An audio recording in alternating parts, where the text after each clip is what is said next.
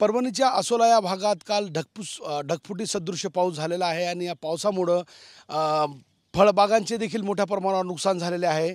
पेरूच्या प्लॉटवरती आपण आहोत आणि या ठिकाणी आपण पाहतोय अक्षरशः हे पेरू या ठिकाणी लागलेले आहे। तोडणीला आलेले असताना सतत पाऊस आणि त्यात ढगफुट सदृश्य पावसामुळे खरं तर हे पेरूचे झाड या ठिकाणी आडवे पडलेले आहे आणि त्यामुळं फळबागांचं देखील मोठ्या प्रमाणावर नुकसान या ठिकाणी झालेलं आहे।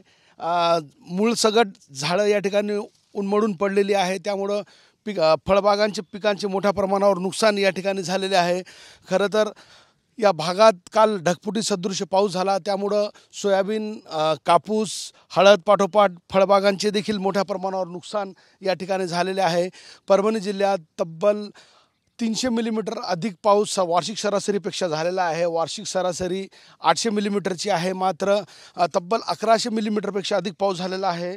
आपण या ठिकाणी पाहतोय मोठ्या प्रमाणावर चिखल साचलेला आहे, त्यामुळे हे पेरूचे झाडं असे उन्मळून पडलेले आहेत। मूळ या ठिकाणी त्यांचे दिसून येत असल्यामुळं फळांचेही या ठिकाणी मोठ्या प्रमाणावर नुकसान झालेले आहे।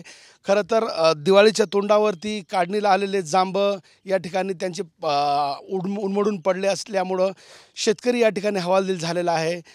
फळबागांचा मोठ्या प्रमाणावर नुकसान झाल्यानं शेतकऱ्यांसमोर आता नवं संकट उभा टाकलेलं आहे।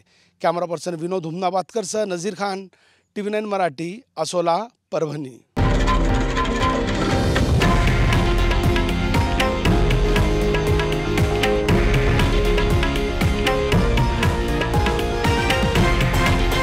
हे आहे देशातील नंबर 1 न्यूज नेटवर्क आणि आपण पाहत आहात TV9 मराठी, एकमेव।